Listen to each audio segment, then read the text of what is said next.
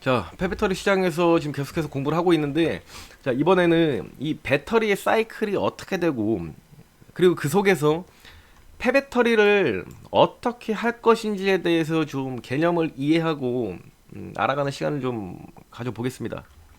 자, 먼저, 이 배터리를 만드는 데는 보통 한 9개월에서 10개월 정도 걸립니다. 그런데 폐배터리를 이용하면 한두 달 정도면 다시 만들어낼 수가 있습니다. 그러면 시간적인 측면과 비용적인 측면에서 상당히 유리하고 뭐 생산자나 소비자 입장에서도 상당히 메리트가 있겠죠. 자, 이 배터리 사이클이 무슨 얘기냐면 우리 일부에서 얘기했던 것처럼 이런 배터리의 원재료들이 지금 가격도 상당히 많이 뛰고 수요에 비해 공급이 잘 안 되고 있는 상황입니다. 근데 우리가 이 배터리를 하나 만들려면 이런 원재료를 가지고 채굴을 한 다음에 배터리를 만들고 그 다음에 사용을 한 다음에 수명이 종료가 되겠죠. 그럼 수명이 종료됐을 때 지금까지는 그냥 폐기 처리를 했는데 이렇게 되면 다시 배터리를 만들어서 공급하는 데까지 시간 그리고 비용에서 상당히 불리했었습니다. 그렇기 때문에 우리 이제 배터리의 수명이 종료됐을 때 그냥 폐기하지 말고 앞으로는 이 폐배터리를 가지고 재활용을 하거나 재사용을 해보자 라는 겁니다. 자, 재활용과 재사용 비슷해 보이지만 조금은 다릅니다. 자, 우리가 뭐 반도체 공정을 얘기할 때도 보면 전 공정이라는 게 있고 후공정이라는 게 있죠. 각 공정마다 관련주들이 다르기도 하고요. 전체적인 업황과 방향은 비슷하겠지만 뭐 일하는 포지션 자체가 다르기 때문에 사업이 다르기 때문에 관련주가 다르다. 자, 폐배터리 관련주들도 재활용이냐 재사용이냐에 따라 다릅니다. 지금 우리가 폐배터리에 대해서 공부를 하는 이유가 폐배터리 관련주들 중에서 우리 지금 저평가된 주식을 찾아내자라는 겁니다. 물론 찾아냈어요 지금. 근데 이 저평가 주식이 재활용 쪽이냐 재사용 쪽이냐 이 정도는 알고 분류는 해놓고 가야 되지 않겠습니까? 그렇기 때문에 제가 저평가 주식을 발굴 다 해놨지만 그걸 얘기하기 전에 공부부터 좀 하고 가려고 하는 겁니다. 그래서 제가 말도 빠르게 하고 진도도 빠르게 나가보도록 하겠습니다. 자, 그러면 재활용과 재사용이 뭐가 다른 건지 한번 살펴보겠습니다. 자, 먼저 재활용과 재사용. 자, 재활용부터 한번 볼게요. 자, 총 5가지로 분류를 잘 해놨습니다. 자, 지금 제가 보여드리는 이런 자료들은 이건 또 말을 하고 가야 되겠죠. 유진 투자 증권과 삼정 쪽에서 나온 자료를 토대로 보여드리는 거예요. 요번에 이 두 쪽에서 이 폐배터리 그리고 배터리 관련해서 정리를 잘 해놨더라고요. 자, 그러면 이 재활용 같은 경우에는 뭐냐? 자, 주요 대상 되는 배터리가 보통 소형 배터리입니다. 작기 때문에 이거를 셀 단위로 분해를 해서 희유금속을 추출한 다음에 재활용을 한다. 이게 무슨 말이냐면 이 희유금속이 아까 말한 뭐 그런 거예요. 뭐 니켈, 망간, 뭐 리튬 이런 거 있죠. 뭐 그런 것들을 추출을 해서 다시 활용을 한다. 라고 보면 되는데 기대 효과. 제가 아까 말한 대로 똑같습니다. 원자재에 대한 비용 절감 효과가 있다거나 아니면 다시 재판매를 통해서 배터리 팩당 추가 매출을 기대한다거나 근데 이 회전 속도가 상당히 빨라지게 되는 거겠죠. 이제 그렇게 되면 기업 입장에서 그러니까 생산자 입장에서는 원가 절감 또는 뭐 시간적인 절감 이런 것들이 있을 거고 그러면 그렇게 절감이 된 만큼 소비자들에게는 조금 더 저렴한 가격으로 만나볼 수 있게 되겠죠. 자, 가장 중요한 건 여기입니다. 비즈니스 모델. 자, 우리가 지금 저평가 주식을 찾으려고 하는데 여기 힌트가 나옵니다. 성일아이트. 자, 현재 국내 상장사인 성일 하이텍은 이 배터리 재활용 전문 업체로 현재 사업을 영위하고 있습니다.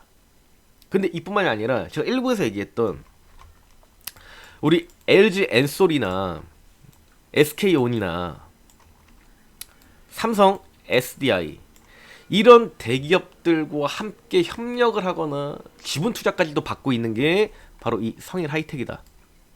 그래서 기본적인 개념 설명이 다 끝나고 나면 폐배터리 관련주들을 싹 나열해놓고 보겠지만 그 중에서도 상당히 저평가가 된 게 성일 하이텍이다.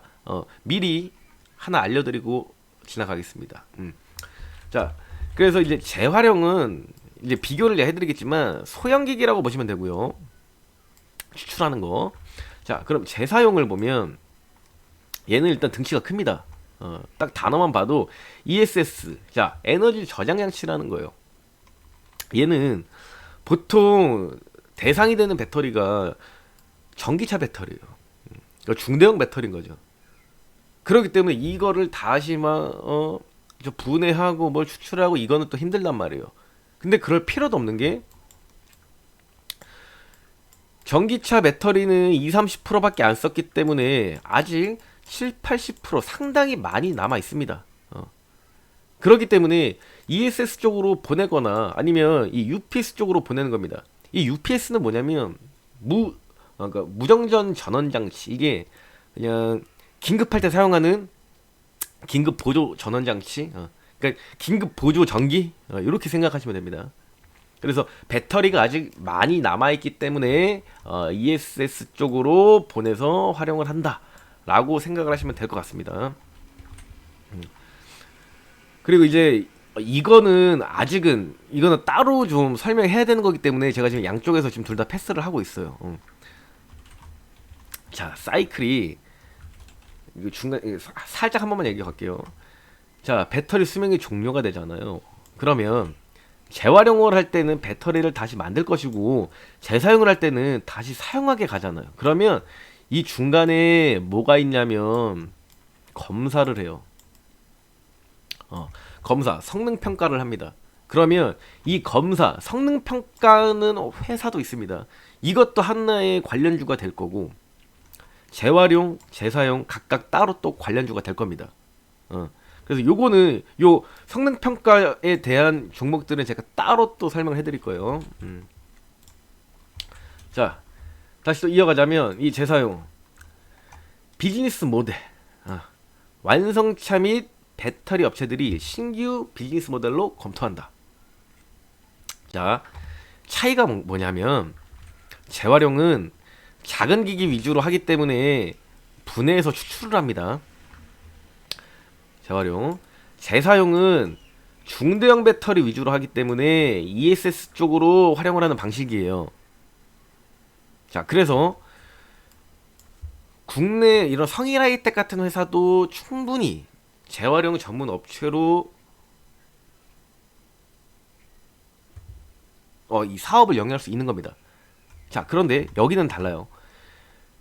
중대형 배터리이기 때문에 여기는 완성차나 배터리 전문 업체들이 신규 비즈니스 모델로 검토를 하는 겁니다. 뭐 예를 들면 뭐 LG 에너지 솔루션, 뭐 현대 기아차 뭐 이렇게 있죠. 이렇게 좀 큰 차들이, 자, 뭐 테슬라나 다른 외국 뭐 폭스바겐 이런 회사들도 지금 폐배터리 재사용 산업에 들어가고 있습니다. 그래서 이거는 재사용은 얘는 그냥 덩치가 크다. 중대형 배터리.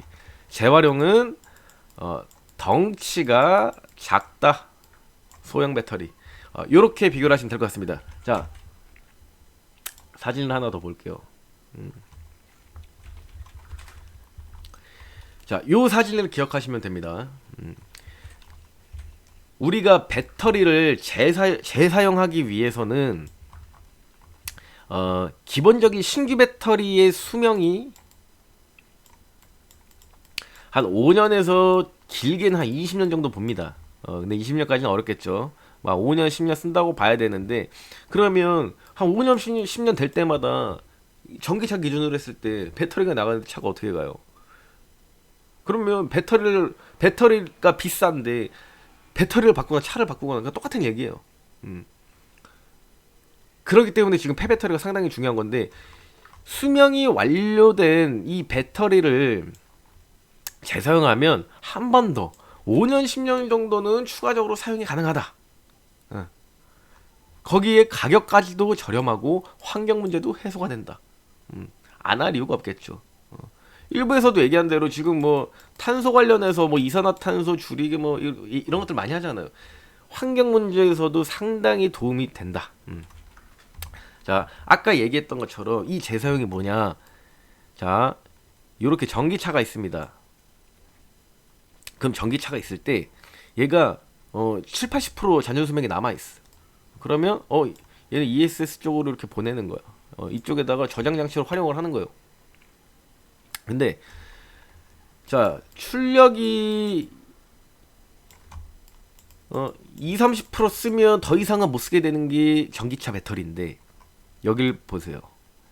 요런 전동차나 카트, 전동 스쿠터, 전기 이륜차, 소형 이동기기, 자 이런 것들 전기로 가는데 출력이 얼마 안 되겠죠. 그렇기 때문에 새 배터리가 아니더라도 일부만 남아 있더라도 여기서는 사용이 가능하다. 그래서 어디서든 쓰지 못하는 전기차에 쓰지 못하는 거는 다른 쪽으로 쓰자. 이게 배터리의 그리고 폐배터리의 하나의 사이클이 되는 거겠죠. 쉽게 말해서 여기입니다. 폐배터리가 있을 때 에너지 저장 장치로 갈 것이냐, 소형 운송기기로 갈 것이냐.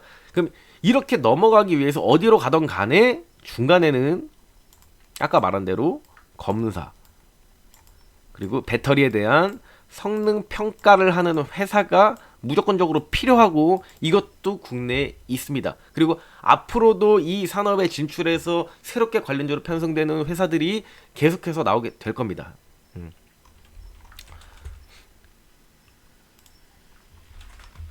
자, 사진으로 보면 이렇습니다. 자, 전기차의 배터리가 다 되면 폐차를 하겠죠. 그렇게 했을 때 나오는 이 배터리들에 대한 성능 평가를 합니다. 그랬을 때 중대형 에너지 저장 장치로 사용할 수가 있겠네. 여기서 재사용을 하자 라고 되거나 아니면 분해를 해서 모듈에 대한 성능 평가를 해서 소형 에너지 저장 장치로 보내기도 하는 겁니다.